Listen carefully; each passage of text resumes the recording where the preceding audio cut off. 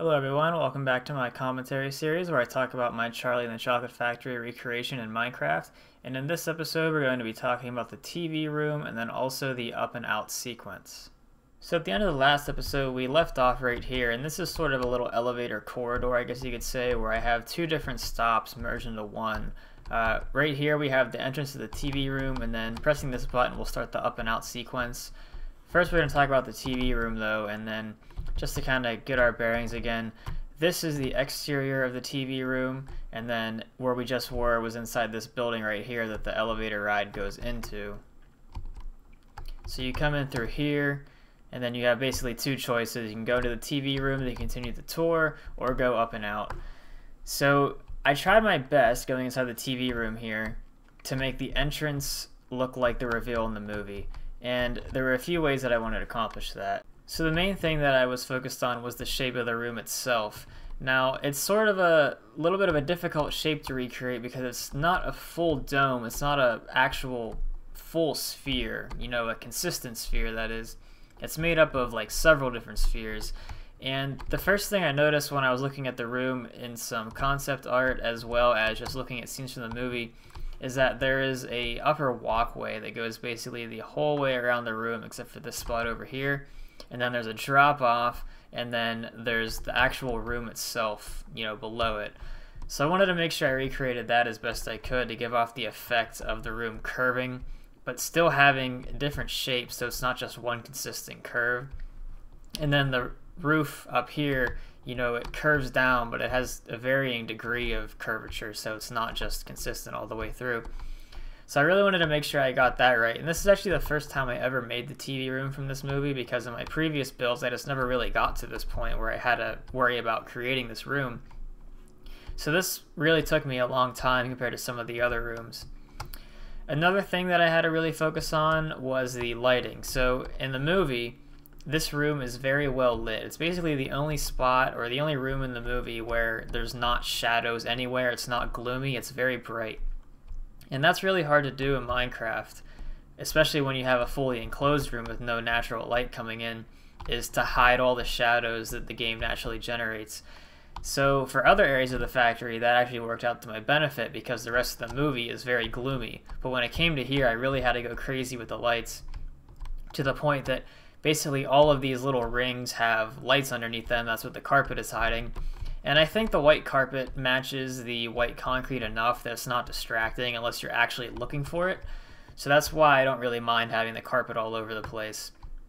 Now I may go back and do a little bit of refinement to the carpet around here just to make it look a little bit more smooth. Maybe just continue it all the way around so it doesn't, you know, just kind of block off into a section. But with the roof, I basically decided that I was just going to leave the lights exposed. Now I toyed with the idea of having, you know, a glass block here, a white glass block, and the light behind it. But that sort of disrupted the smooth flow that I wanted the room to have, because in the movie the room is completely smooth. There are no lights visible anywhere. So I decided that, you know, the frog lights look close enough that if I just kind of put them in the roof here, it looks not too distracting. So I think, you know, it looks pretty good. And then over here in the actual space where the little TV is, where I have the lights on the walls, it was necessary to put these lights here because if I didn't have them here, I can actually show, it just creates too much of a shadow. It makes the room look too dark. It needs to be much brighter. So these lights I did put a glass block in front of just because they're front and center. And I think it would just be a little distracting if we just had the light block right in flush with the wall. But the roof lights, once again, are just the normal frog lights. So those are the two biggest things I really needed to focus on getting accurate with this room. Other than that, there really wasn't a whole lot that was tricky about this room. Really just adding in some of the details. It's pretty plain. Basically the teleportation pad is right here, and I put a bunch of lights underneath it. And then the dome that you levitate up towards is built right here. Once again, put lights up in there, and it's just basically in the center of the room. I did make a little divot in the ceiling. In the movie, it's kind of hard to see, but there is a groove up in the ceiling that these lights and machines are attached to.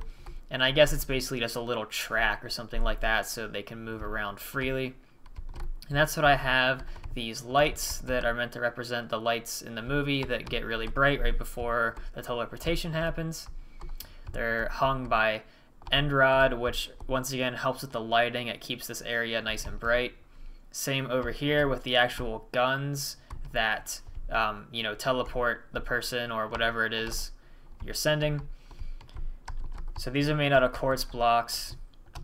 Use the little red button here to simulate the red light on it. And then the end rod, once again, is used for the ends of the guns, or whatever they really are, that actually do the operation of teleporting somebody. And then that pretty much brings us to the little TV area over here. So this is probably the area of this room that I spent the most time trying to get it as accurate as I could, and I'm still not totally satisfied with it. In the movie, there's not really a flat wall here where this opening, you know, comes from. It's more of a natural curve where this upper platform is able to swoop down and also do like a concave curve to meet up with this opening here.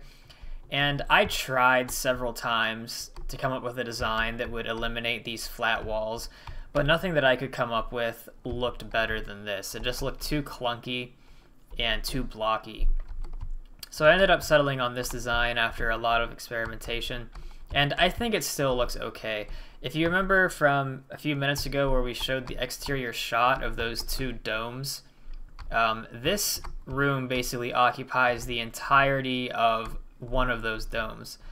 And it's implied in the movie that the dome beside it is what this space right here occupies, but it just wasn't really realistic, so this room's a lot smaller than one of those domes. So this really occupies the space in between the two domes more than the second dome itself, this little room right here. But this is the TV right here. There's some other recreations that you can find on YouTube where the TV is actually built into the wall itself, which let the person making it have a huge open scene in the TV, just like the movie. I thought that was really cool, and I was toying with that idea as well, but I decided to just go with the design a little bit more accurate to the movie, where the TV is not against the wall, but it's actually on a little pedestal, and it's just a circle itself. And then right here is the couch that the Oompa Loompa was sitting in during the scenes that took place over here. So it's a pretty simple room. This is, probably the most boring room to look at aesthetically, because it's literally just all white. But I am happy with how it turned out, especially for my first time ever building it. And then I guess I can show over here what I was talking about just a minute ago. This is the hollowed second dome that I was talking about. On the outside, there's the one on the right over that way. The one on the left is right here. This one's basically empty, except it houses just a little bit of this TV room right here. So we'll close that up. And yeah, that's pretty much it for the TV room. Now, one thing I still have to do is add in an elevator stop for this room. And I would like to maybe just put it right here where one of these doors are, because in the movie there are doors right here and then one as well on the other side over there. And it would blend in really well just having the elevator stop there. In the movie, the elevator stop is right through this door.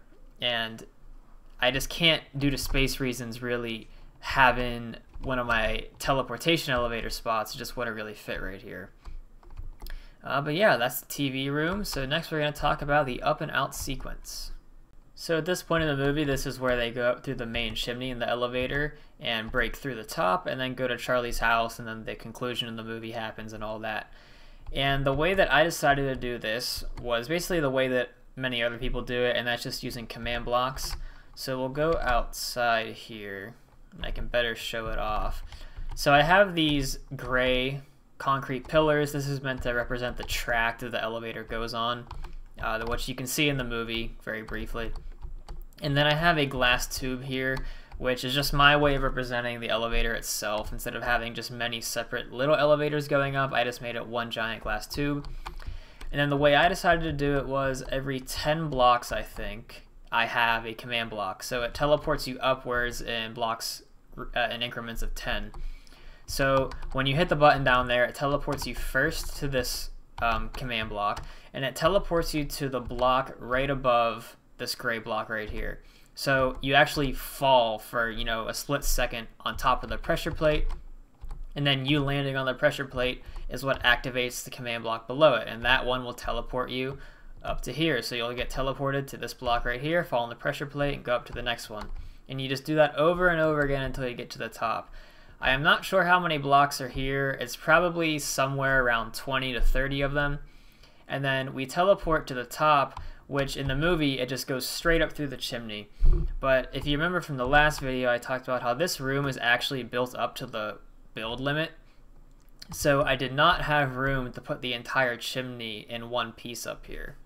So this is what you see at the very top of the elevator here.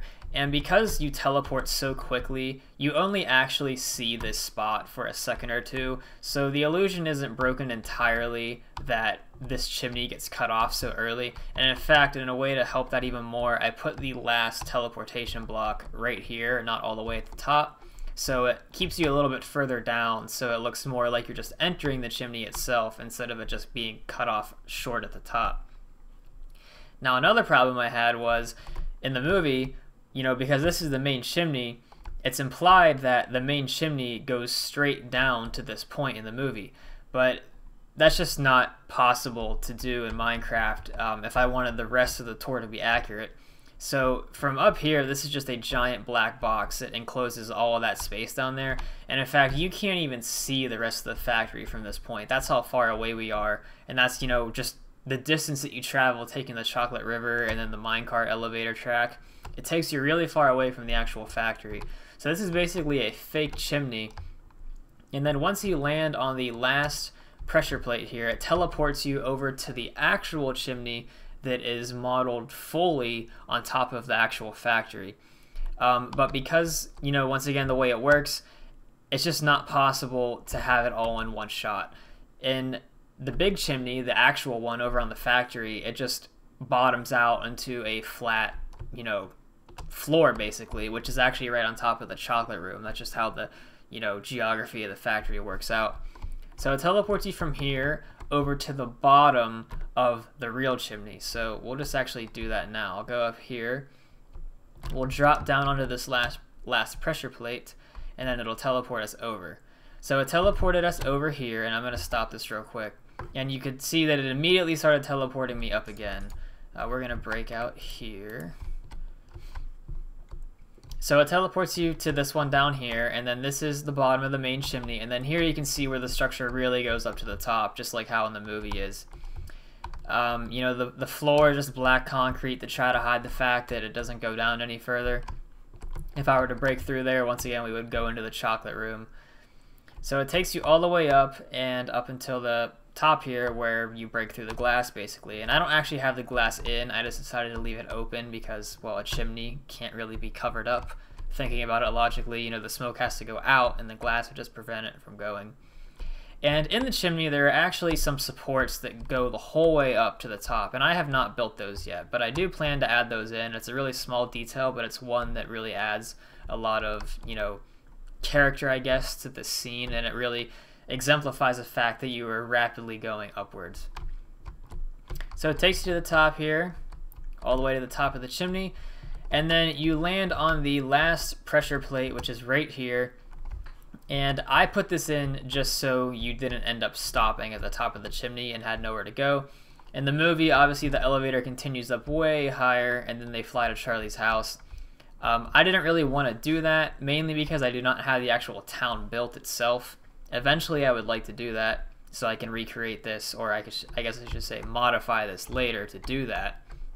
But for right now, it just teleports you from here to a block in the air somewhere over the main gates of the factory. So you just kind of fall very far to the ground to the entrance of the factory, so you could go through the thing all over again if you wanted, or if you wanted to go back into the factory to explore more of the rooms that you didn't go and see the first time through. So that pretty much concludes the movie accurate tour of the factory. Once again, I am working on making many additional rooms to the factory that we didn't see in this video. I have about 20 or 30 of them made. I plan to just keep making them until I don't feel like making any more of them, and then eventually when the world download goes out, you'll be able to download the map and then go explore all those additional rooms and all the different hallways and corridors and areas of the factory that I think it would be pretty cool to see. I'm hoping it is, at least. After that, I do plan on, like I said, adding in some of the town, if not the entirety of the town, just making this map feel a lot larger than just the factory itself. So there won't really be any more videos like this where I'm just talking about the build that is already complete, although I am thinking about maybe making some videos, just casual videos of me working on the different areas of the factory, because I do like making videos on this. It's fun to talk about. I enjoy seeing other people enjoying the content, basically, because they are also passionate about this, movie and this factory. So yeah, I don't know exactly when or how I'd be doing that, but I think I'm going to make some videos in the future going over new builds and new areas of the factory as they are built. So I hope you enjoyed this video. I hope you enjoyed this little series. Thank you for watching if you stuck all the way until the end, and I hope I do see you in the next video whenever that does come out. Thank you.